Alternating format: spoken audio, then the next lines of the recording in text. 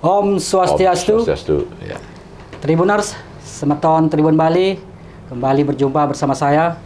Kali ini saya berada di kantor DPD Golkar Bali, masih dalam rangkaian roadshow narasumber dan tokoh-tokoh Bali untuk acara talk show Mata Lokal Series dengan topik Haluan Pembangunan Bali 100 tahun ke depan dan Presiden Harapan ke-8 RI yang akan kita gelar di Taman Budaya pada 2 September 2023. Dan kali ini saya bersama salah satu narasumber acara talk show tersebut, yaitu Bapak Nyoman Sugawo Kori. Masih. Ya. Selamat siang, Pak. Selamat siang. Apa kabar? Sehat? Sehat. Salam sehat nih, Pak. Rahayu Sehat, ya. Beliau adalah Ketua Golkar Bali sekaligus sebagai Wakil Ketua DPRD Bali. Ya. Ya, Pak Nyoman, Pak Ketua, mungkin sekilas kita awali dulu seperti apa perjalanan politik Bapak, perjalanan Bapak sebagai politisi, bagaimana perjalanan karir Bapak? Jadi pada awalnya saya adalah aktivis mahasiswa ya, di kampus. Saya kuliah tahun 1977, kemudian saya ikut aktif sampai selesai tahun 1982. Setelah itu saya masuk di dalam kegiatan organisasi kemasyarakatan pemuda, baik di KNPI maupun di organisasi pemuda binaan Golkar. Dari ada AMPI, dan sebagainya. Jadi dari muda memang sudah aktif, Pak? Ya, dari mahasiswa saya aktif di kampus, kemudian di kampung juga di muda-mudi dan sebagainya. Jadi memang senang. Jiwa berorganisasinya sudah terlihat sejak muda gitu. Ya. Kemudian saya menapak dari organisasi KNPI, dari biro, kemudian musda selanjutnya sebagai sekretaris. Kemudian tahun 1991 saya dipercaya sebagai Ketua KNPI Provinsi Bali. Yang merupakan KNPI kan organisasinya independen. Ya. Tapi kalau di AMPI organisasinya Golkar, saya sampai pada wakil ketua. Kemudian di Golkar juga saya akhirnya masuk tahun 92 itu sebagai Biro Koperasi dan Wira Swasta. Berarti mulai karirnya di Golkar tahun 92? Sejak tahun 82 sebenarnya saya sudah jadi Satgas. Sudah jadi Satgas, Satgas ya? Golkar. Masih mahasiswa saya sudah Satgas Golkar. Resmi sebagai anggota di Partai Golkar? Mungkin sekitar tahun 89-an itu. Ya. 89 atau 87 gitu ya. Jadi dari sana sebagai Ketua KNPI, waktu itu sebagai Sekretaris KNPI, saya sudah bersepakat dengan Ketua pada saat itu, Pak Oke Darmawan, bahwa dialah yang kalau memang dibutuhkan kader muda sebagai calon DPRD, karena pada waktu itu tahun 92 pemilu, kita sudah sepakat, beliaulah yang akan maju. Jadi karena saya sudah sepakat, maka tahun 91 saya mendapat kesempatan berangkat ke Jepang. Ke Jepang, kemudian di sana saya kurang lebih 4 bulan. Pulang dari sana. Sekolah apa di Jepang, Pak? Saya sebagai pemuda pelopor tingkat nasional, kemudian diberi kesempatan untuk melakukan studi banding di sana selama 4 bulan. Apa ada secara khusus mungkin belajar politik di sana, Pak? Oh, enggak. Ya. Tapi kita mempelajari juga, kan ada diskusi-diskusi keliling kota kita di Nara, Tokyo, Kyoto, dan sebagainya. Nah, pulang dari sana, tahu-tahu saya sudah ada administrasi untuk pencalonan di Golkar. Padahal waktu itu kita sudah sepakat Pak Oke Darmawan, tapi Pak Oke Darmawan tidak jadi maju, sayalah yang didorong maju di Golkar. Golkar untuk DPD Provinsi. DPD Provinsi, kemudian langsung ke provinsi, Pak ya? Ya. Kemudian masih muda padahal itu. Baru umur 34 itu. Jadi tahun itu masih nomor urut, Pak. Nomor urut ya. Saya dapat nomor urut 30. Ya, 29. Atau 30 ya 30. Saya nomor urut 30. Kemudian pemilu 92 ternyata Golkar mendapat 29. Berarti Bapak tinggal satu. Nggak nyampe, ya, Iya, nggak tinggal satu nyampe strip itu ya. ya, nomor 30. Tapi juga karena saya masih muda, belum berpikiran. Dan itu baru tentang sana. perdana kan Pak ya? Ya, ya saya nggak apa, saya biasa aja. Iya. Tahu-tahu 10 hari menjelang pelantikan, dihubungi bahwa akan dilantik gitu, akan dilantik. Saya, kenapa? Karena ada yang mundur, ada senior-senior yang mundur. Akhirnya saya ikutlah dilantik. Berarti rezeki deh ya, itu takdir ya. takdir Tuhan itu. Iya. Tidak berharap banyak, tapi diberikan kepercayaan tahun 92. Dengan saya menjadi saat itu masih usia 34 tahun. 34 tahun. Sudah jadi dewan ya, dewan di ya, DPR. dilantik. Kemudian setelah dilantik, saya bertugas di Komisi B di bidang ekonomi. Diangkat sebagai sekretaris Komisi B. Nah kemudian setelah sekitar tahun 94, wakil ketua pada saat itu almarhum Bapak Kolonel Subandi meninggal. Ketua Komisi B waktu itu Pak Made Mastre namanya. Beliau wakil ketua di DPD Golkar Provinsi. Beliaulah yang diangkat menjadi wakil ketua oleh pimpinan partai. Nah, berarti ketua komisi ini kosong, Komisi B. Saya masih muda, waktu itu berarti saya 35 atau 36. Tapi ternyata pimpinan partai itu menganggap saya mempunyai kemampuan. Jadi umur itu saya sudah dijadikan ketua Komisi B. Ya. Tahun 96. Karena pengalaman saya sebagai sekretaris komisi. Nah, kemudian sampai pemilu tahun 97. Pemilu tahun 97, waktu itu sudah karena sudah berkiprah, nomornya nomor kecil, nomor urut nomor kecil, nomor 9 waktu itu. Kemudian 97 pemilu, kemudian Golkar saya terpilih dan ditetapkan sebagai ketua Komisi C. Komisi C bidang keuangan waktu itu. Dan akhirnya reformasi. Reformasi tahun 99. Jadi pemilihan baru, saya tidak ikut. Waktu tahun 99 itu tidak ikut lagi di dalam pencalonan. Kenapa nggak ikut, Pak? Ya waktu itu saya berpikiran situasinya sudah berubah dan kalaupun saya terpilih, tapi rasanya waktu itu akan sulit menyampaikan ide dan gagasan. Karena kan euforia kan? Iya, euforia waktu itu. Euforia, kemudian teman yang sebelah mayoritas dan sebagainya. Daripada kita tidak puas dalam melaksanakan tugas, lebih baik saya waktu itu meminta almarhum Pak Gintaran untuk mewakili Beleleng. Jadi beliau lah yang jadi anggota DPR, saya resign sampai 2009, 10 tahun. Tapi tetap di Golkar kan? Tetap di Golkar. Sempat saya tidak lagi di pengurus, karena saya ikut DPD tahun 2004. 2004 itu kan ketat itu. Jadi calon DPD itu tidak boleh jadi pengurus. Berarti Pak Ketua juga sempat nyalon DPD ya? DPD. Keluar dari Golkar juga? Keluar dari pengurus ya? Iya, dari pengurus. Karena syarat utama jadi calon anggota DPD itu adalah tidak boleh jadi pengurus. Dan itu dibuktikan secara tertulis. Saya ikut DPD tahun 2004 ya. 2004. Saya waktu itu dapat suara nomor 6 kalau tidak salah. Dari 4 yang terpilih. Lagi 2 langkah. Jadi saya dapat sekitar 96.000. Gagal artinya kan. Pernah berhasil dengan mudah waktu tahun 92 itu. Kemudian gagal dengan susah payah. Gagal dengan susah payah. Itulah perjalanan hidup namanya. Perjalanan politik. Tadi kan nanya tentang perjalanan politik kan. Iya, itulah perjalanan hidup dalam politik. Kemudian setelah DPD, kemudian Musda di Golkar Bali, saya direkrut lagi menjadi pengurus. Jadi wakil ketua 1 tahun 2004 sampai 2009 dan saya 2009 saya ikut di calon di DPD Provinsi. Terpilih. Sampai dengan sekarang. Jadi kemudian tahun 2009 saya walaupun jadi wakil ketua 1 waktu itu, saya memang tidak menjabat. Apakah di komisi atau di praksi, tidak.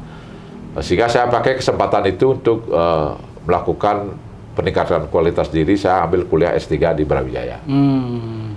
Jadi 2013 saya selesai. Nah kemudian 2014 kan pemilu. Pemilu. Pemilu Saya ikut di provinsi, terpilih, dan waktu itu juga akhirnya saya ditetapkan sebagai wakil ketua DPR. Iya, iya, iya. 2014 sampai 2019. Sekarang Dan pemilu 2019 juga ditetapkan lagi sebagai wakil ketua DPR sampai dengan sekarang. Dan Musda 2020 kemarin, Golkar ya, Golkar. saya terpilih secara aklamasi sebagai ketua DPD Partai Golkar Provinsi Bali. Iya. Jadi itu perjalanannya. Perjalanan ya. politik. Dan Astokare ya sekarang juga saya sudah DCS baru ini ya, DCS pimpinan Golkar Pusat ya, DPP Partai Golkar menempatkan saya karena saya calon di DPR RI. Untuk DCS ini saya nomor urut 1. Nomor urut 1 ya. Pertimbangan Bapak bertarung di DPR RI, Pak. Sebenarnya kan Bapak udah lama di DPRD Bali dan rasanya di sana sudah nyaman. Ya. Kira-kira apa pertimbangannya, Pak? Ya, menjawab tadi. Ya. Saya tidak ingin zona nyaman. Oh, gitu. Ya, sebagai kader, apalagi sebagai ketua partai. Tertantang gitu ya, Pak. Ya, kalau saya hanya memperhatikan zona nyaman, pasti saya memilih tetap provinsi. Dapil Buleleng, rasanya terpilihnya itu jauh lebih gampang. Dan karena saya ketua partai, kemungkinan juga bisa jadi pimpinan DPR lagi kan, yang ketiga kali. Tapi menurut saya itulah zona nyaman yang saya hindari. Sebagai pimpinan partai, saya harus memberi contoh, mengembangkan partai ini.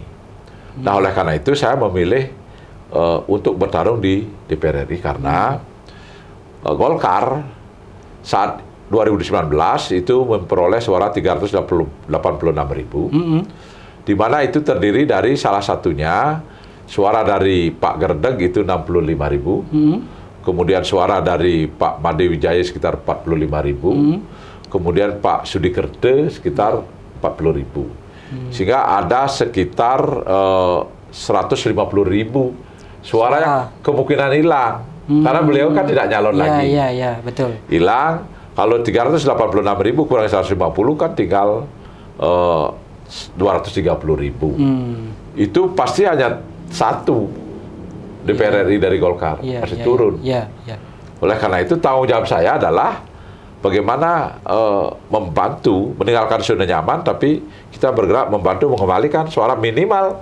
Suara yang ditinggalkan oleh 3 teman-teman kita, tokoh-tokoh kita ini bisa terjaga. Itu satu. Kemudian yang kedua, kalau saya tetap di Buleleng, dapil Buleleng, motivasi teman di bawah saya ini akan lemah. Wah, pasti dia aja. Jadi dengan saya mau meninggalkan zona nyaman, bergerak membantu partai di tingkat pusat, maka membuka teman jalan, di kabupaten mendapat kesempatan lebih terbuka. Makanya sekarang calon-calon di Kabupaten Buleleng dari untuk provinsi sangat beragam. Motivasinya juga sangat tinggi. Jadi itu memang salah satu bagian dari kepemimpinan saya untuk ke depan ini. Jadi memang harus saya memberikan contoh. Kita berani meninggalkan zona nyaman untuk kepentingan partai yang lebih besar. Artinya Bapak tidak hanya memikirkan kepentingan sendiri tapi kepentingan lebih besar, ini Partai Golkar dan tentunya suara di Golkar dan peluang bagi teman-teman ini yang di Buleleng seperti itu, Pak ya. Tapi kan dengan bertarung di DPR RI, otomatis kan tantangannya lebih besar ini, Pak. Iya, lebih besar, jauh lebih besar. Bahkan bukan hanya dengan kader partai lain, tapi di internal sendiri kan. Ya, itu pasti karena kita tarung bebas kan ya. Iya, tarung bebas. Jadi sistem pemilu yang sama dengan tahun 2019 ini, di mana kita bertarung itu bukan hanya dengan kader calon partai lain, tapi juga dengan internal sendiri. Tapi disinilah letak tantangannya. Disinilah letak tantangannya, dan saya senang itu. Saya senang menikmati itu. Menikmati enjoy Enjoy itu. Nothing tulus atau gimana nih, Pak? Atau optimis bisa? Ya, artinya akan ada batin yang terisi di dalam berkarir politik. Dibandingkan dengan kita biasa-biasa saja. Betul ya. Lebih baik tidak kalau hanya biasa-biasa saja. Seperti saya ambil keputusan tahun 99. Lebih baik saya tidak nyalon waktu itu daripada nyalon pasti terpilih karena dapil saya dapat 1. Pak Gintaran yang kita anukan. Kalau saya Tapi kalau kita terpilih tapi tidak ada rasa puas di dalam melakukan tugas, itu untuk apa? Betul, ya. Jadi pada saat itu karena euforia, kemudian juga ide intelektual apapun yang kita kembangkan sudah tidak masuk di sana.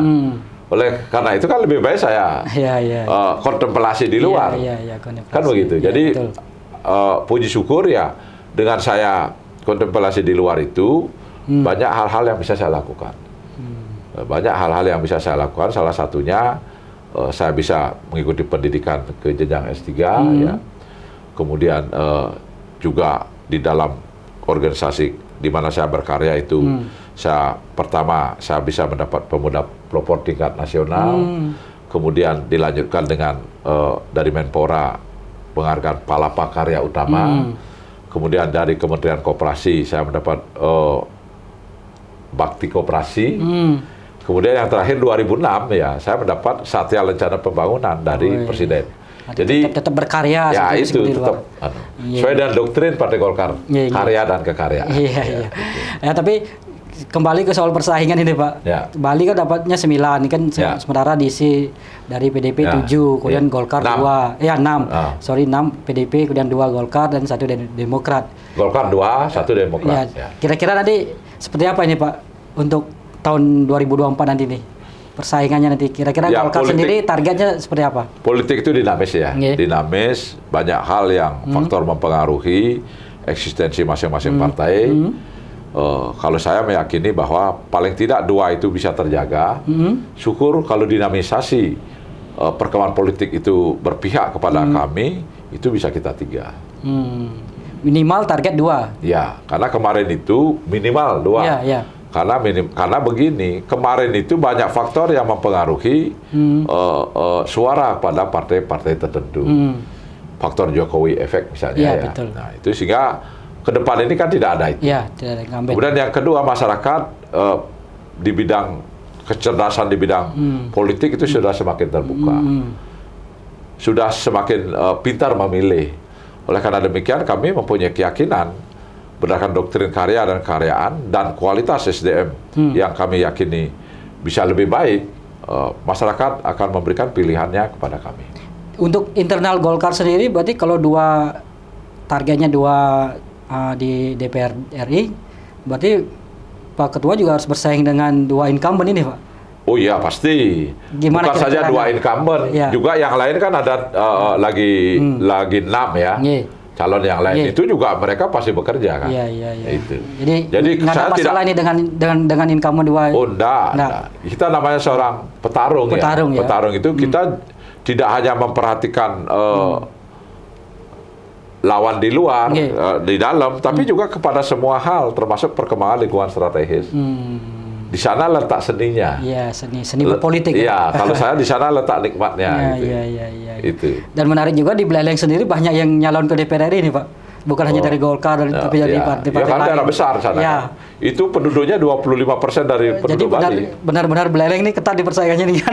Di mana-mana ketat. Di mana-mana ketat ya. Tapi paling banyak rasanya dari Buleleng kayaknya ini yang ke DPR RI ya. Iya, memang paling banyak Buleleng. Tapi itulah seninya ya Pak ya. Bagi saya tidak masalah. Saya menikmati justru. Menikmati ya. Terus untuk bisa mencapai target ini Pak, kira-kira apa yang Bapak suarakan untuk masyarakat ini Pak, biar bisa terpilih? Karena politik itu kan sama dengan ilmu marketing ya. Jadi kalau ilmu marketing itu ada marketing atas barang dan jasa, ada marketing politik ya. Esensinya apa? Esensinya marketing itu adalah bagaimana kita memperkenalkan kita atau kalau dalam usaha barang dan jasa kita agar orang itu tertarik, kemudian mau membeli, atau dalam politik tertarik dan mau memilih. Kan di sana aja di sana aja letak letak seninya, seni dan ilmunya. Oleh karena demikian, gimana caranya itu? Kan nggak mungkin saya buka di sini. Nggak mungkin buka strategi. Nanti diintip lawan. Itu nggak mungkin. Jadi clue-nya itu. Jadi bahwa politik dalam pemilu itu ya sama. Itu adalah intinya marketing. Marketing. Yang dipisahkan menjadi marketing politik, marketing usaha barang. Jadi itu aja. Ya sekarang kita masuk di marketing politik. Intinya apa? Bagaimana kita mengenalkan kita sebagai produk sepositif-positifnya kepada masyarakat dan masyarakat mau memilih kita kan itu aja. Terkait target Pak tadi kan Golkar minimal 2 tapi berharapnya bisa 3 kan target maksimalnya. Peluang untuk mendapat 3 itu gimana Pak? Sangat terbuka. Karena apa? Karena yang menentukan itu kan dinamika politik. Ya. Sama dengan kemarin banyak teman-teman kita itu yang tidak menduga dia dapat suara banyak. Karena ternyata efek ekor jas itu berpengaruh. Efek ekor jas. Iya, Jokowi efek itu. Iya. Itu loh. Itu dinamika politik. Ya kita ke depan ini apa dinamika politik yang mempengaruhi? Kita kan belum tahu. Presiden aja belum calon presiden belum diumumkan kan. Belum clear. Nanti itu banyak yang akan berpengaruh. Gitu. Terus kalau misalnya Ampuru ini kan tentunya Pak optimis bisa lolos ya. Entah nanti 2 dari Golkar atau 3 kan gitu. Misalnya ini Pak kalau gagal gimana? Pak? Saya tidak pernah berpikir gagal. Bicara gagal atau berpikir gagal. Tidak takut gagal ya. Kita harus kalau saya sendiri berpikir berhasil. Selalu tidak optimis, pernah berpikir gagal. Atau kalau gagal enggak ada dalam kamus saya. Jadi sampai dengan 14 Februari itu kita harus berpikir. Berarti perlu juga ini mungkin pesan bagi para politisi ya. Jangan kalau awal kita berpikir kalau gagal gimana? Kita bertarung. Iya, betul. Tapi kita bagaimana mempersiapkan diri agar jangan gagal kan gitu. Betul. Oleh karena demikian maka semua itu adalah ramuannya itu ada pada seni dan ilmu masing-masing. Berdasarkan atas apakah itu pengalaman, berdasarkan atas serapan di masyarakat, berdasarkan atas diskusi-diskusi dengan tokoh-tokoh masyarakat maupun teman-teman. Sehingga kita melahirkan apa yang disebut dengan strategi pemenangan. Supaya bisa terpilih lagi ini kini di DPR RI Pak, mungkin ada hal-hal yang bisa menjadi concern Bapak untuk bisa mendapatkan suara. Mungkin sudah punya lumbung-lumbung suara seperti itu? Oh sudah dong, sudah. Sudah kami komunikasi. Bahkan saya setiap hari ini hari ini karena janji dengan Pak Komang aja ini. Kita karena kalau Terima kasih itu nih, Pak. kita seperti tadi kita masih negosiasi udah tanggal 2 itu. Tanggal 3 saya juga ada. Tanggal 31 besok sudah ada. Jadi agendanya makin padat ini ya. Iya. Dan saya turun langsung ke masyarakat. Saya menikmati itu dan saya tidak pernah menganggap itu sebagai sebuah beban. Saya menikmati itu. Nothing tulus ya. Ya kemarin aja saya sampai jam 10 malam. Itu biasa. Dan oleh karena demikian ya konsekuensi logis kita sebagai politisi yaitu jadi kita harus menikmati bahwa itu adalah tugas kita yang memang kita senangi dan bertemu dengan masyarakat, berdialog dengan tokoh-tokoh masyarakat itu bagian dari kenikmatan hidup saya. Meskipun istirahatnya berkurang. Karena saya dari dulu sudah aktivis ya, dari mahasiswa. Jadi suatu hal yang biasa sudah itu, sudah biasa. Sehari berapa jam tidurnya Pak? Boleh tahu? Kalau tidur harus cukup. Harus cukup ya? Iya, karena kesehatan itu sangat penting. Iya. Tetap artinya kesehatan utama. Kalau tidur saya harus cukup. 6 jam? Iya, paling tidak 6-7 jam. Walaupun misalnya kalau di mobil, ya misalkan kita. Kalau di mobil itu aktivitas saya itu ada 2, 3 ya. Ya menjawab komunikasi WA dan sebagainya di Facebook dan sebagainya. Kemudian yang kedua komunikasi karena kita sebagai pimpinan kan, kan itu. Kemudian yang ketiga dengan tidur. Istirahat ya, memanfaatkan waktu untuk istirahat di mobil ya. Iya. Ya menarik sekali perbincangan kita Tribuners Semeton Tribun Bali bersama Ketua Golkar Bali Pak Nyoman Sugaukori. Dan sekarang ini terkait ini Pak Pemprov Bali dan DPRD Bali kan sudah menetapkan Perda haluan pembangunan 100 tahun ke depan ya. Kira-kira menurut Pak Ketua seperti apa dengan lahirnya Perda haluan 100 tahun ke depan ini Pak? Kalau dari sekian halaman Perda itu Perda itu saya juga kebetulan aktif di dalam pembahasan itu.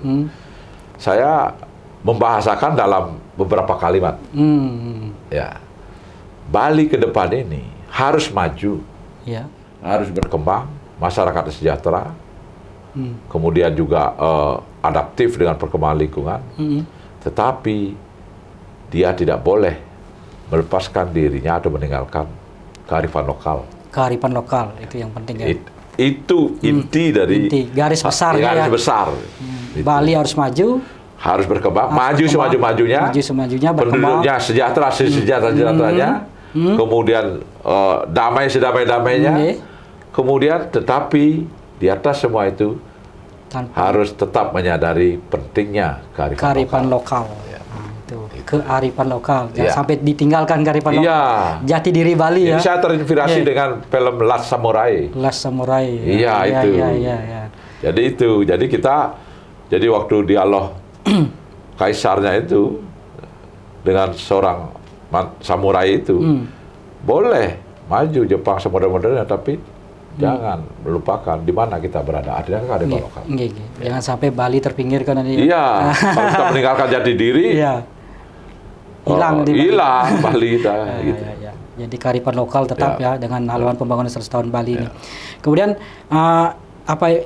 haluan pembangunan 100 tahun Bali ke depan ini bisa menjadi salah satu pedoman bagi para pemimpin ke depan seperti itu Pak. Kemudian pada generasi muda. Ya, secara umum bisa menjadi pedoman, tetapi yang paling penting itu adaptif. Adaptif artinya yang abadi itu kan perubahan. Perubahan itulah yang akan kita harus adaptif, termasuk pedoman ini. Sampai saat sekarang jadikan pedoman, tapi kita kan belum tahu perkembangan lingkungan strategis ke depan. Tapi kalau perkembangan lingkungan strategis menuntut adanya penyesuaian, ya kita harus berani melakukan itu. Artinya ini haluan, tapi nanti disesuaikan dengan perkembangan zaman gitu. Tetap adaptasi gitu. Betul. Ini hanya sekedar mungkin haluan untuk kita melihat pandangan kita ke depan begini, tapi yang di depan jauh itu kan kita belum tahu kan perkembangan lingkungannya. Meskipun dalam Perda itu sudah dibahas juga bagaimana kira-kira 100 tahun ke depan seperti itu ya. Baru perkiraan, tapi kan dinamis itu. Dinamis. Hidup itu dinamis ya. Seperti politik dinamis. Dinamis itu. Dan perubahan zaman terus berkembang. Ini kan sudah Perda ini harus begini, padahal lingkungannya menghendaki lain. Iya, betul. Kan begitu. Iya, nanti masih bisa ada adaptasi ya. Sebagai pegangan awal silakan. Kemudian nanti kita lihat, dan itu pun harus melalui suatu proses komunikasi, proses pembahasan. Perubahan kan terus terjadi kan dalam perubahan zaman seperti sekarang, digital yang berkembang seperti itu. Nanti nggak tahu seperti apa lagi kan seperti itu ya Pak ya. Nah, sebagai politisi senior juga kemudian sudah berkecimpung di koperasi, UMKM dan sektor-sektor ekonomi. Harapan Pak Ketua terhadap Perda haluan 100 tahun ke Bali ini, 100 tahun ke depan Bali ini seperti apa Pak? Saya sudah menekankan dalam Perda itu bahwa tulang punggung kekuatan ekonomi Bali itu adalah UMKM. UMKM, betul. Dan itu sudah tercatat, terbukti dalam sejarah perjalanan pembangunan Bali. Indikatornya apa? Indikatornya adalah ketika krisis ekonomi tahun 98-99, maka Bali relatif ekonominya lebih lentur dibandingkan dengan daerah-daerah lain. Karena apa? Karena Bali ditopang oleh UMKM. Secara mayoritas. Oleh karena demikian, kenapa? Karena Bali ini ditopang oleh UMKM karena memang kita mempunyai karakteristik yang seperti itu. Kita tidak ada usaha-usaha besar di sini. Tidak ada tambang, tidak ada pabrik dan sebagainya. Oleh karena itu UMKM inilah yang harus kita jaga, kita berdayakan, dan terus dikembangkan. Dikembangkan. Oleh karena itulah pada tahun 2010, setahun setelah saya menjadi terpilih, setelah jeda 10 tahun itu 2009, tahun 2010 saya menggagas yang namanya penjaminan kredit daerah. Jamkrida Bali Mandara itu. Itu murni gagasan saya waktu itu. Kenapa? Karena kalau kita bicara tentang UMKM, pembangunan UMKM, apanya yang dibangun, dibantu? Ya pendanaan ya. Masalahnya kan?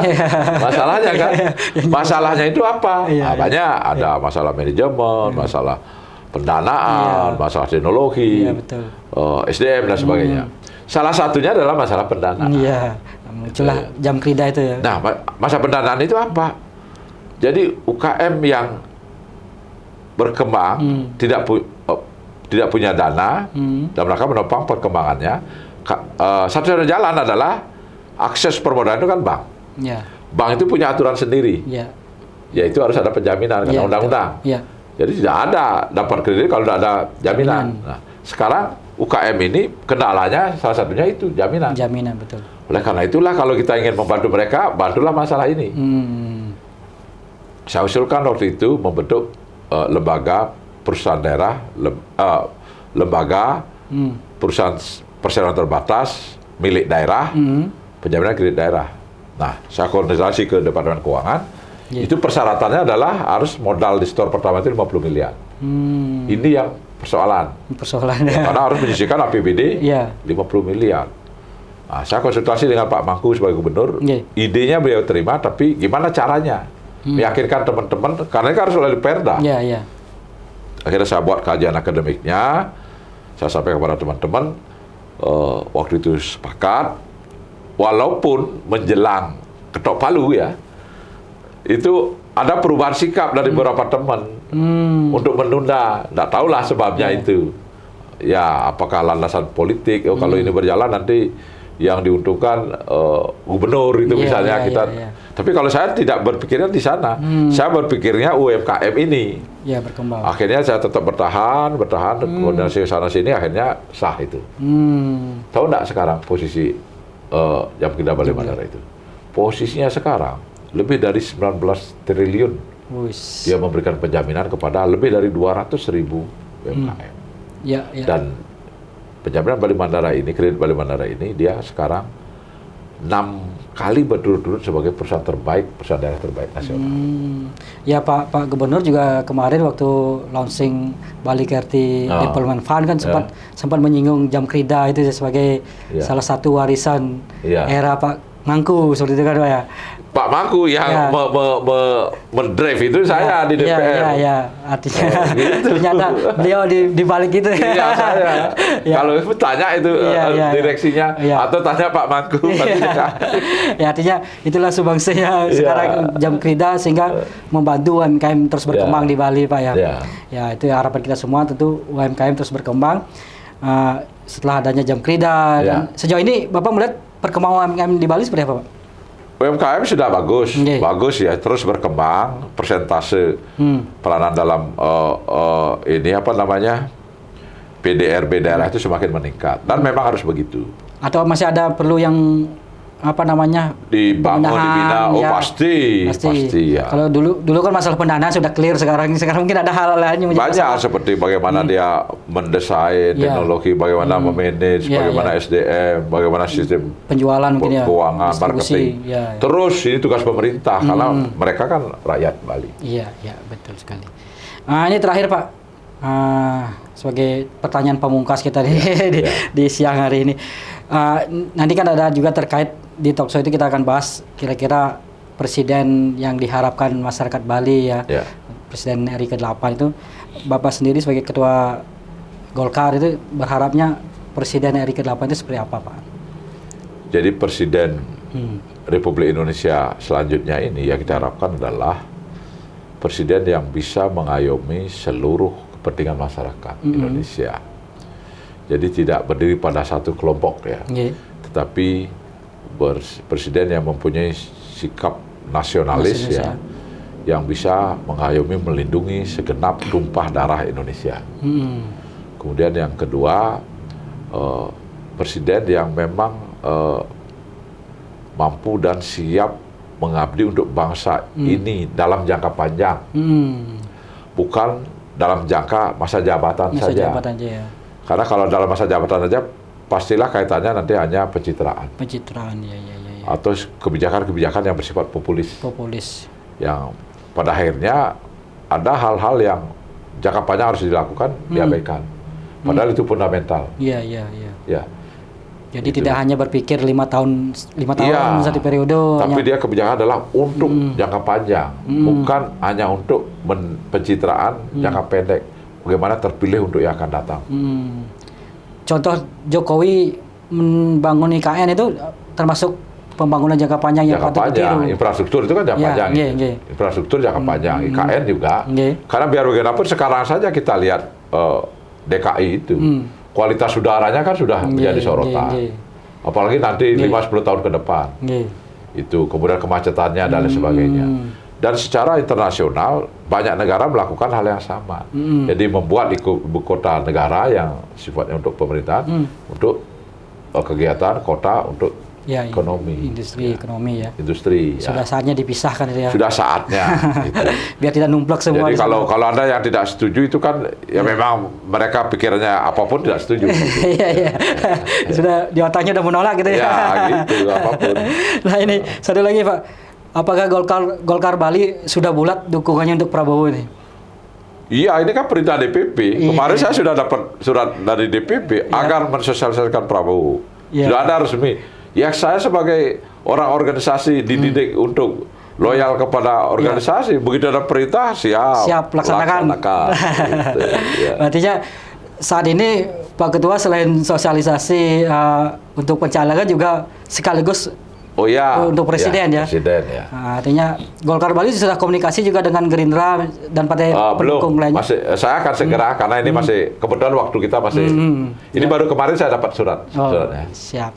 Gitu. Yang penting sudah Golkar Bali siap melaksanakan mendukung Prabowo, siap melaksanakan tugas perintah dari pusat ya. Siap melaksanakan perintah. Itu. Ya, Tribuners, Sebutan Tribun Bali telah perbincangan hangat kita dengan Ketua Golkar Bali dan juga Wakil Ketua DPRD Bali Pak Nyoman Sugawakari. Semoga bermanfaat dan jangan lupa nanti saksikan talkshow Mata Lokal Series yang dipersembahkan oleh Tribun Bali bersama Tribun Network. Dan ini merupakan talkshow berseri ya. Sebelumnya sudah digelar di Jakarta, kemudian di Jawa Tengah, di Makassar, dan saat ini akan digelar di Denpasar. Demikian Tribuners, Sebutan Tribun Bali, saya akhiri dengan Pramo Santi. Om Santi Om. Sukses semua Pak Ketua. Ya. Mantap nih.